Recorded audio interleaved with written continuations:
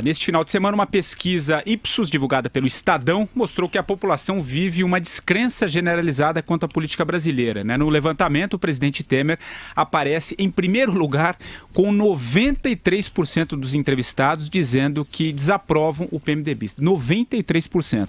Outro dado interessante foi a posição de caciques tucanos.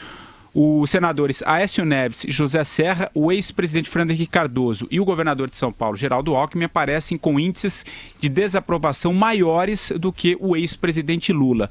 Outros nomes também, como a senadora Marina Silva, a ex-senadora Marina Silva, do ministro da Fazenda Henrique Meirelles e do prefeito de São Paulo, João Dória, tem índices de desaprovação superiores a 50%. E membros do judiciário também aparecem no ranking. Por exemplo, o ministro Gilmar Mendes, de 67% de desaprovação. Ele tem 67% de desaprovação. Já o procurador da República, Rodrigo Janot, tem 52% e o juiz Sérgio Moro é aprovado por 55% da população e rejeitado por 37% dos brasileiros. Ou seja, as pessoas estão de saco cheio, não é que elas estejam menos de saco cheio, eu só acho que elas manifestam esse saco cheio de uma outra maneira, é uma maneira de ficar em casa e de dizer não para tudo que está aí, que é algo perigoso, né?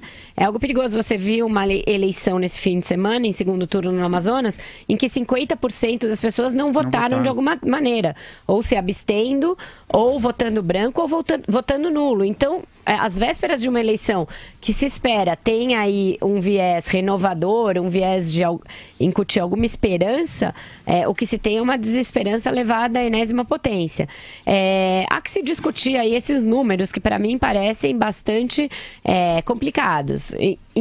De cara, o que eu posso dizer é o seguinte: o PT tem aquele bando de convertidos e que estão com o PT para o que der e vier. Então isso explica, eu acho, um certo colchão que o ex-presidente Lula e a própria Dilma têm aí, que não é o caso dos tucanos, que todo mundo que votou, né, no Aécio, por exemplo, em 2014, costuma dizer: não temos corrupto de estimação, essa coisa que a gente vê muito nas redes sociais. Eu acho que se mostra, não existe uma paixão pelo PSDB, existe ali um voto anti-PT que, diante das denúncias contra tucanos, faz com que ele também vá e despenque em popularidade. Acho que pode ter ajudado bastante o programa do PSDB, em que eles se imolaram em praça pública, que foi bem na semana passada, coincidiu com o levantamento, então pode ter ajudado a piorar a situação dos tucanos. O que você acha, Andreasa? Eu acho que a sua leitura está correta. Eu fico preocupado. Eu acho que a melhor maneira de se manifestar é mesmo a eleitoral, tá?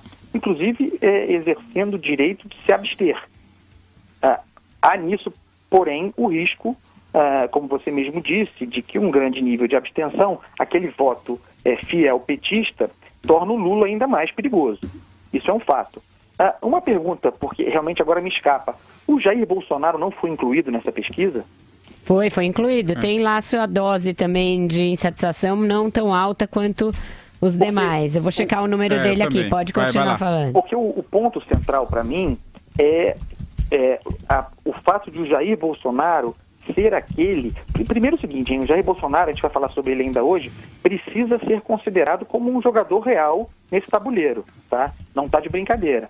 É um elemento que vai ser considerado a partir de agora em toda a pesquisa. Pesquisa que não bota o Jair Bolsonaro como postulante, como elemento a ser avaliado, é uma pesquisa que não está correta. Ele é um jogador. Bolsonaro. 56, né, de rejeição. Ele tem 56 de rejeição, 24 de não sabe ou não conhece e 21 de aprovação. E 21 que aprovam ou desaprovam. Mas também é alto, ou aprovam totalmente ou parcialmente. Está mais ou menos ali na linha do próprio Dória, né? A rejeição é alta, mas ele também tem, como Lula, o seu colchão. Tá? Porque ele, ao contrário dos outros, é aquele que encontrou um discurso para si. Primeiro, há muito tempo, o antipetismo. Tá? Ele está nessa há muito tempo, a justiça seja feita, desde quando não era fácil bater no Lula, ele está batendo. E ele encaixou um discurso muito importante, que é o da segurança pública.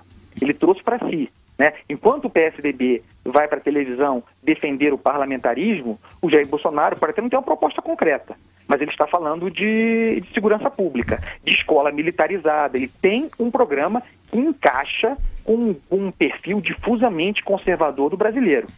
Então a gente precisa começar a prestar atenção melhor nesses elementos, nessas alternativas reais que estão aí. Não dá mais para ficar brincando. Quer dizer, o Bolsonaro, para o bem do Brasil, precisa ser entendido e estudado, e os microfones precisam estar abertos a ele para que ele fale o que pensa. Que leitura você faz, Madu? Eu achei muito curioso o nível de rejeição do presidente Temer, né, elevadíssimo, e principalmente é curioso e importante sempre lembrar que o presidente Temer é o vice-presidente da Dilma Rousseff, né? Ele era sócio desse governo. Ele foi 2 vezes, foi eleito e reeleito vice-presidente da Dilma Rousseff, que foi de uma maneira absolutamente legítima, ela foi empichada de uma maneira absolutamente legal e legítima. Assumiu o seu vice, o seu sócio minoritário, Michel Temer. Só para as pessoas hoje que ficam berrando, o pessoal principalmente de esquerda, fora Temer, fora Temer, que está correta essa rejeição, me parece pertinente, mas só para lembrar que o Temer, né, foi parceiraço, né, do projeto petista, né, o Temer e seus asseclas. E outra coisa importante dessa pesquisa toda, vendo os grandes números, é que está pronto realmente o terreno para demagogia, para mentira, para o populismo de 5ª categoria. Está o senhor Lula em caravana pelo Nordeste com conteúdo de discurso absolutamente mentiroso, quer dizer, perigosamente mentiroso.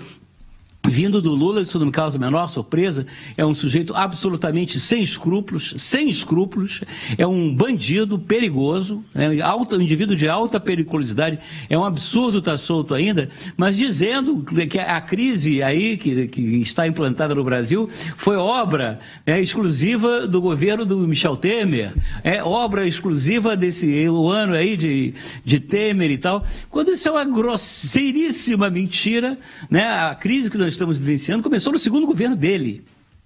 Mas ele já vem com essa história, vem com esse discurso forte, né, mentiroso, isso e justamente para as populações que têm menos, só estou terminando, Andresa, para as populações com menos acesso à educação, menos acesso à cultura, à informação, isso é de uma covardia inominável.